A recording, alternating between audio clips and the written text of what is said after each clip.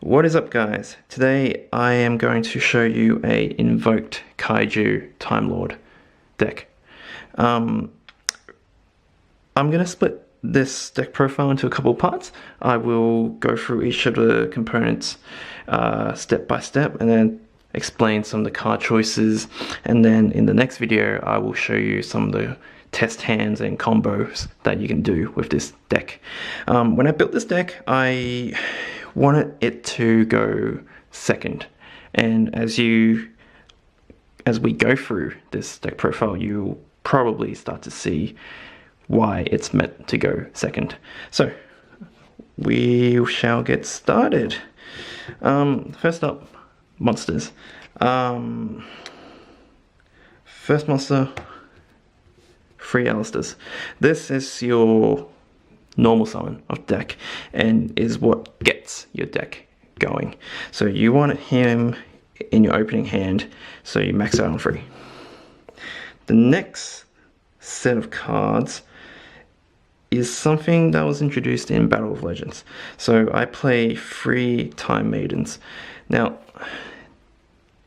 Time Maiden can special itself when you have no monsters on the field, and it contribute itself to search a Time Lord from the deck, and it can banish itself from the graveyard to special summon a Time Lord from the deck, ignoring summoning conditions.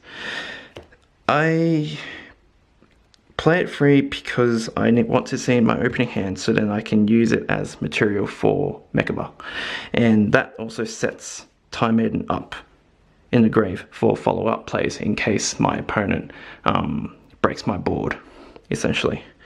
So play it free. Now, the Time Lords that I have chosen for this deck is Kamion and Zaphion. Now, this is entirely up to you, and you can change the lineup up based on the situation.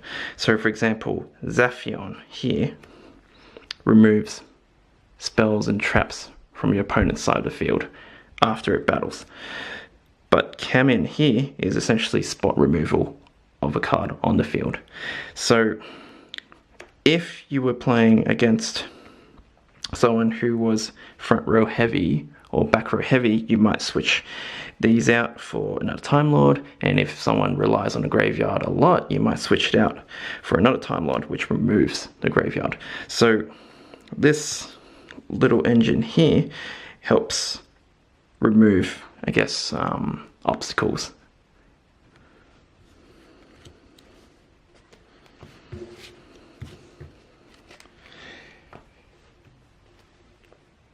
The next monster in the lineup is Cockadoodledoo.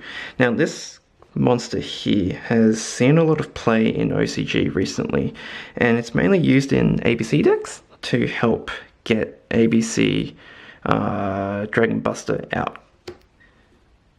And its effect is when there are no monsters in the field, it can special summon itself, and it's treated as a level 3 tuner. And if your opponent has monsters and you don't have monsters, it can special summon itself onto the field as a level 4 tuner. So this doesn't conflict with Aleister's normal summon, and if you go first, it gives you access to level 7 generic synchros, and if you go second, it gives you access to level 8 generic synchros. So Omega, Red Dragon Archfiend, all those lovely synchros that you know and love. So this is used to make sure there's utility. So, and at the very least, you have access to Radian because it's a wind attribute. I like it free, but sometimes it can clog, so you can cut one out and side it for another, and side in another card. So, but it's entirely up to you.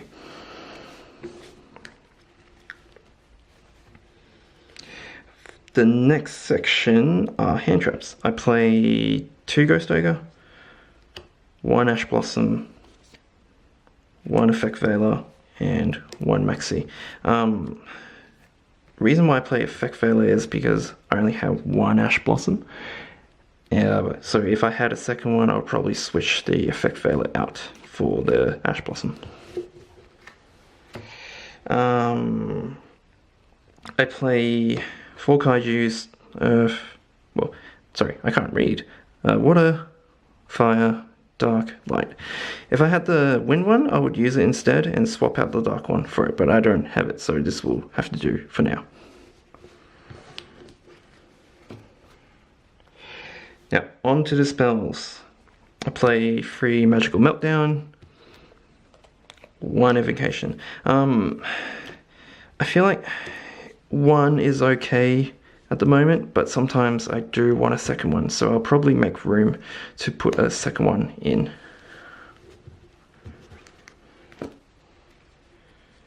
Free Terraforming, you want to search your Magical Meltdown and get it on in your hand as soon as possible. 2 Interrupted Kaiju Slumber for board wipe. 2 MSTs to remove back row. You can switch these out for Cosmic Cyclones or Twin Twisters, but I don't have Cosmic Cyclones, and I kind of like MST more because there are a lot of cards that I don't want to discard in this deck. 1 Dark Hole for more board wipe. 1 Foolish Burial. So this is used to send Time Maiden to the graveyard, which then sets it up for the following turns. 1 Book of Moon and 1 Upstart. I want to play 40 cards and I couldn't think of the last card, so I just chucked that in. For traps, 2 Quakings, 2 Strikes, and 1 Warning. And that's it for the main deck. The next thing I'll show you is the extra deck. So, first one, Invoke Mechaba, the main boss monster that you want to get out, and the reason why I want Time Maiden in my hand in the first turn. Radian for the Cockadoodledoo target. Burger Trio, and Magical. And that's it for the fusions. For the synchros, I play Omega in its sweet, sweet new Battle of Legends foil. Red Dragon Archfiend, the Scarlet Red Dragon Archfiend.